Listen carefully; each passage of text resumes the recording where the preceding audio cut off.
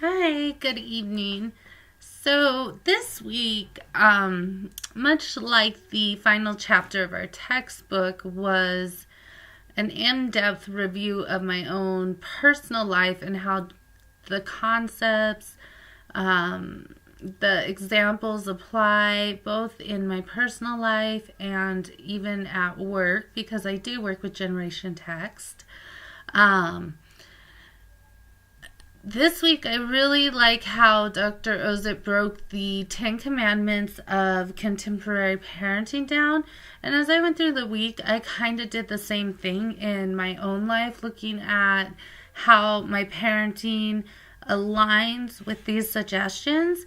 In fact, I had a conversation with my husband because, um, as I mentioned to him, taking the courses that I need to complete this degree, they are a large amount of my time.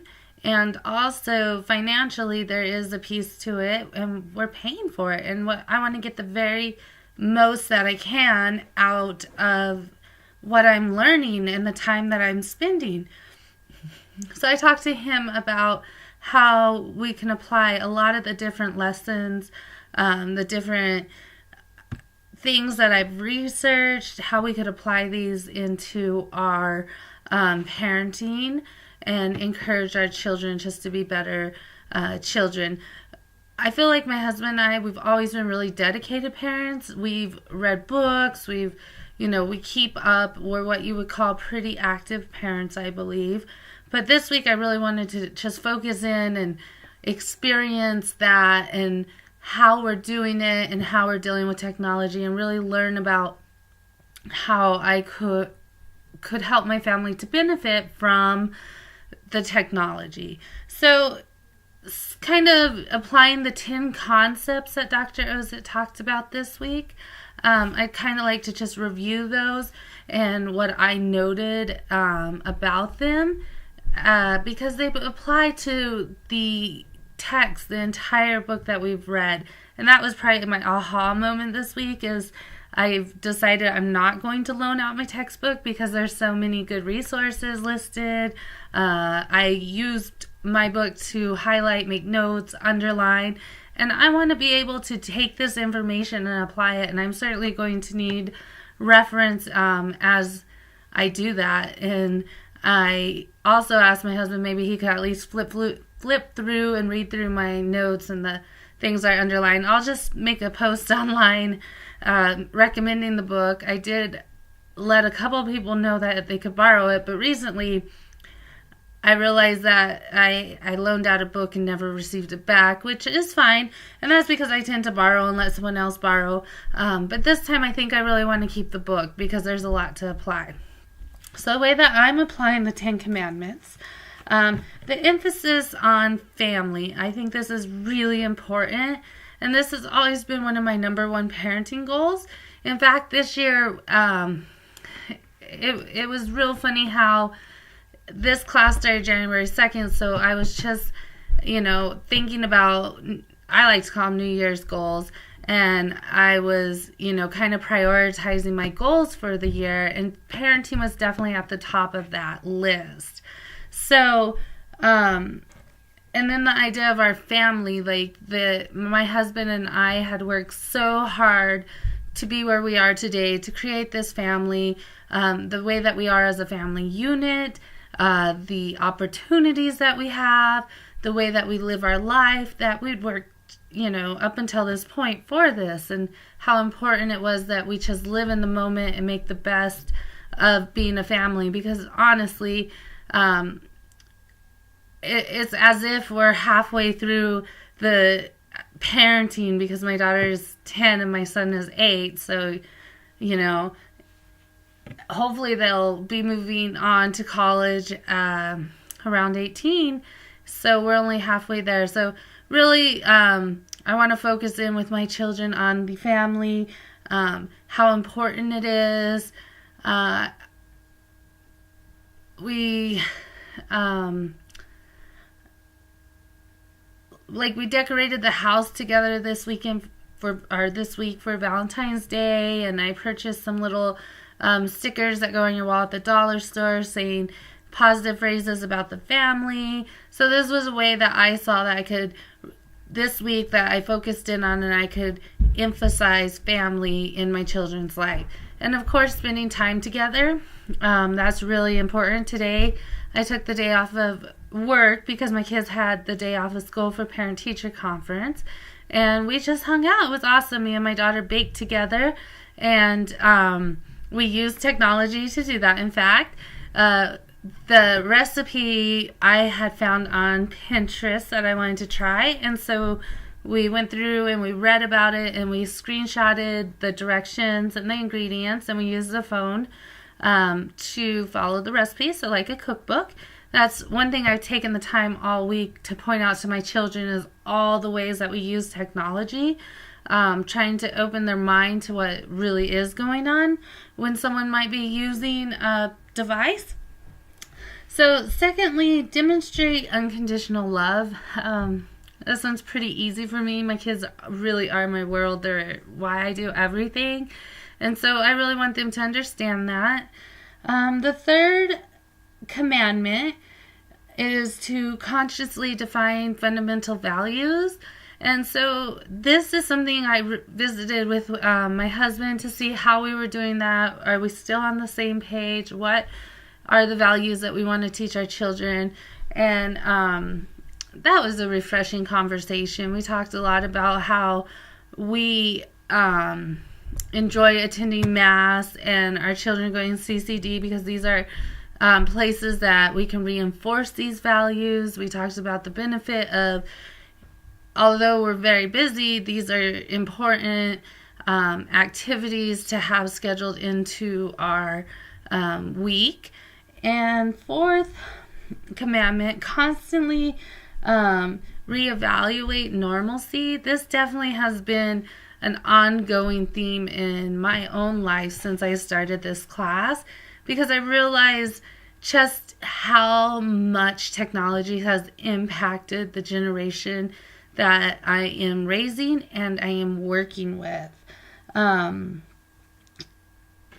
Really understanding what my kids need from me because of the way that they are seeing their lives. That's one thing I've really focused in on this week. And lots of teachable moments.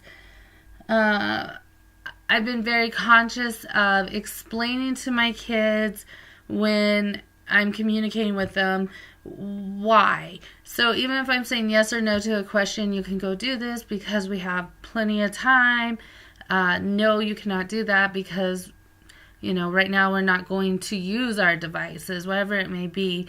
I have been thinking about Dr. Oza in this part. He is talking about not using our own voice from our own childhood for our parenting. So I've been making sure this week that, am I open to letting my children make decisions? Am I providing them things that encourage their individuality, and making sure that I'm not creating a forced lifestyle on them just because I had imagined in my childhood something might be different.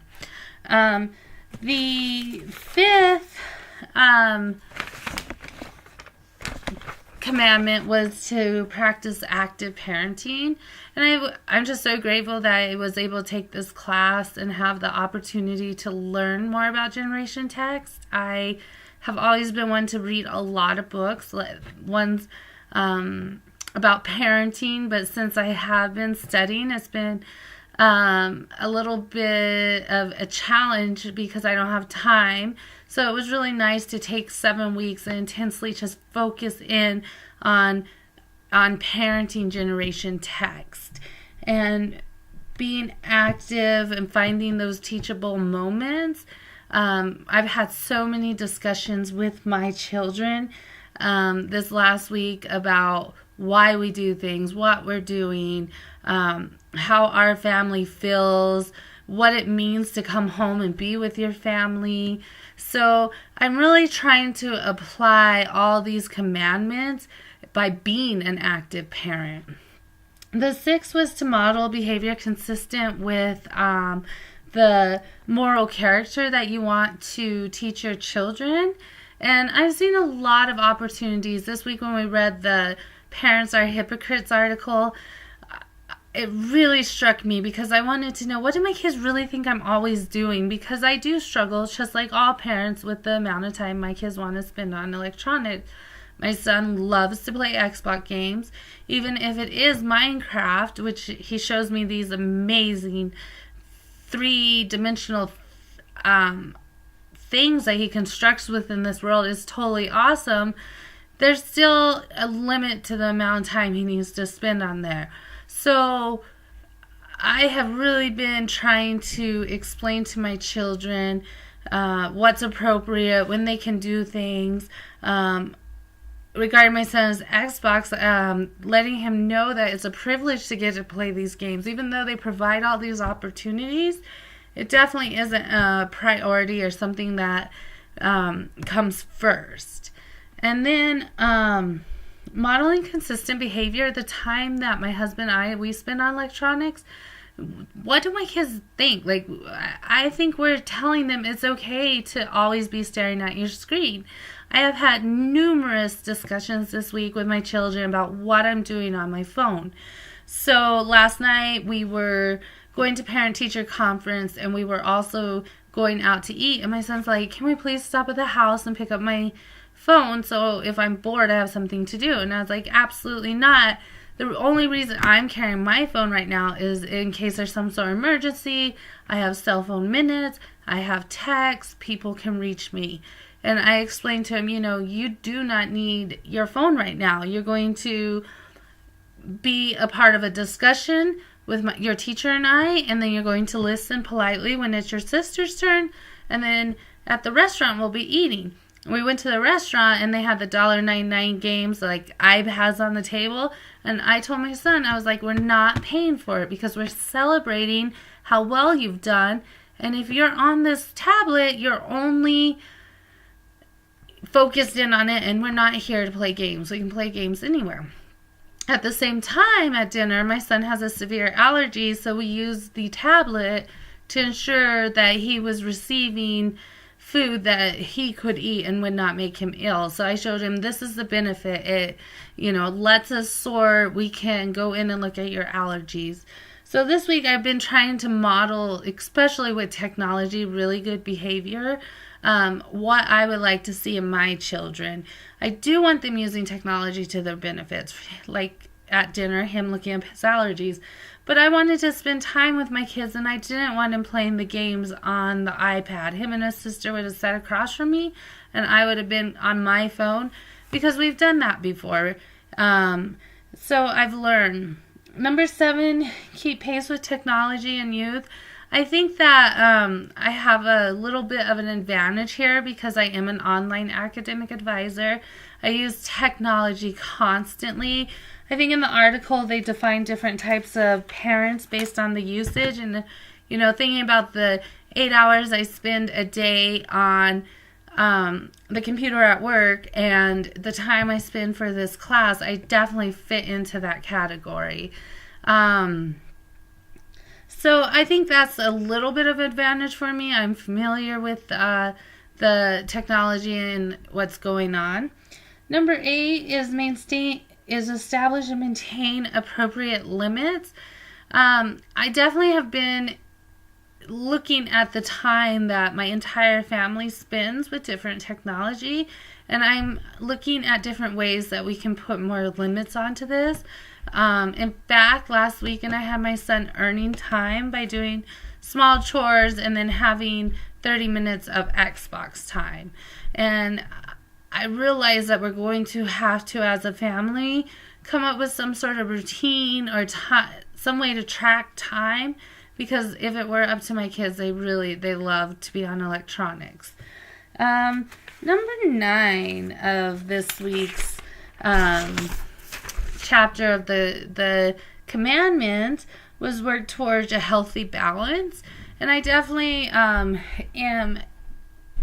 looking at our family life to see where I can find more balance, where we need to do more things, maybe volunteer work as a family, sitting down for dinner more often. When we are watching TV, choosing educational programs. So I'm looking for ways that we can find balance in our life with the technology.